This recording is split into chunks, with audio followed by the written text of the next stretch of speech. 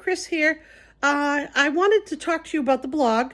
I started it a while ago, had a few subscribers, maybe 10 or 12, and then I messed up the channel and lost it. I did that because somebody said, you got to brand things together, and if I branded things together, I would end up with all my channels connected.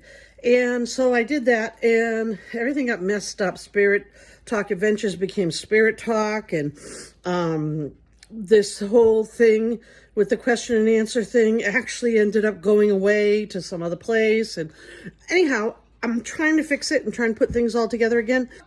So I'm starting this again. It's connected again. I only get like 2 subscribers as I'm doing this, but I am going to get this blog back going with the questions. I'm sorry, I'm holding my phone and it's shaking.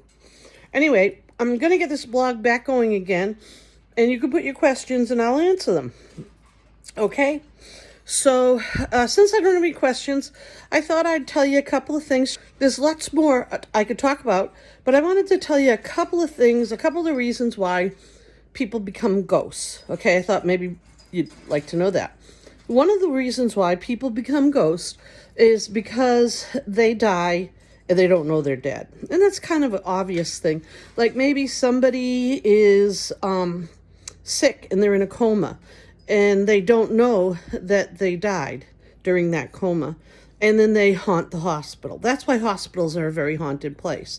Or a person's in an accident, they get to the hospital and they pass away under sedation. Or maybe a person is in a car accident and they die suddenly, like instant impact, sudden, and they may haunt a place. They may become a ghost. Though that's one way people become a ghost. Another way a person may become a ghost is if they're not ready to leave. Like, for example, a mother may die before her children are grown, and she may decide to stay a ghost and wait for her children to grow up and stay there and watch them. And she can do that in one or two ways. She can cross over enough that she becomes a spirit, and then she comes back as a spirit guide. Or she can stay there and never progress enough, and then she becomes a ghost. And as a ghost, she may become very confused, not really know. After a while, she'll lose her consciousness as far as her ability to understand what's going on. She may do the same things over and over again. Let's say she died falling down the stairs, for example. And so you may hear somebody fall down the stairs every now and then if you buy that house, say 100 years later. Or if you buy that house 100 years later, you may hear her crying because she misses her children or whatever, something like that.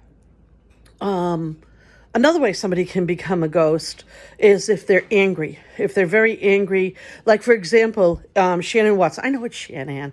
Anyway, she always lets me call her Shannon. Like her, she died. She was murdered in a horrible, horrible way.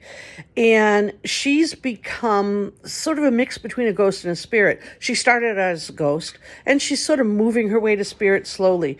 But she's never going to get there until she decides that she can let go of the anger, because she's extremely angry. I got hair on my face. Sorry about that. She's extremely angry at Chris.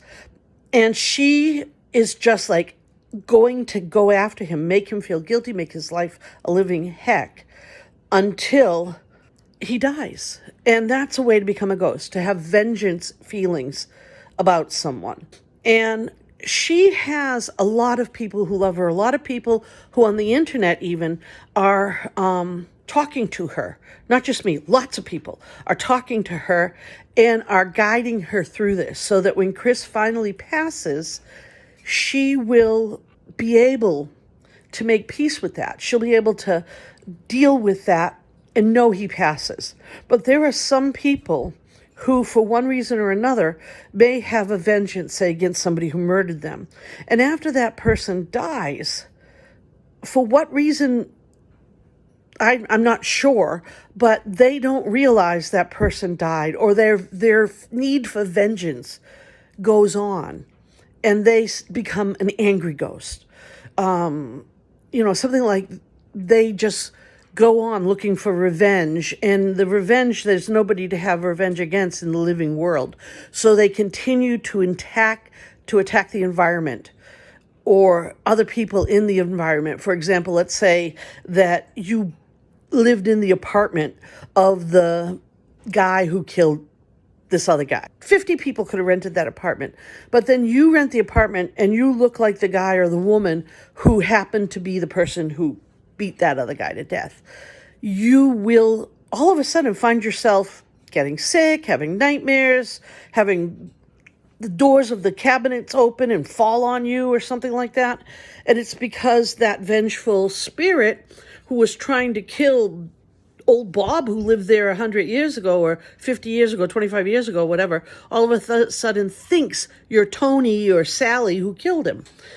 So that's not cool, and you might want to get somebody in there to, let them know the truth.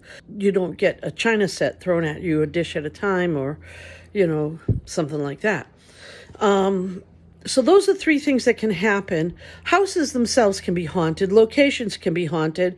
So, you could build 20 houses, or you could build a children's zoo, or you could build anything on a place. That's my dog. You can build anything on a place like that, and it'll still be haunted. Better go. Dog is barking. Love you guys. Bye. Put your questions down below.